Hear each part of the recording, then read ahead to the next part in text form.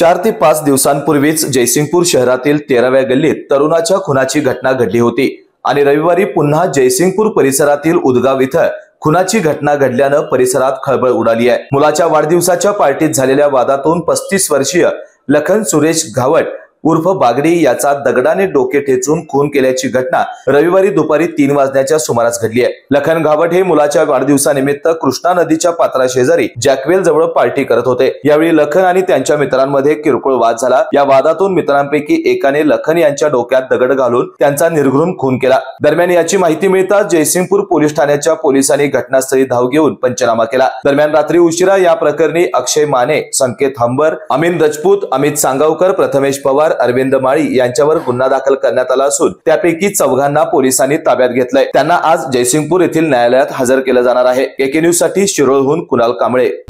डॉक्टरांनी ऍडमिट होण्याचा सल्ला दिलाय, पण स्पेशल रूम परवडत नाही। मग टेन्शन घेऊ नका।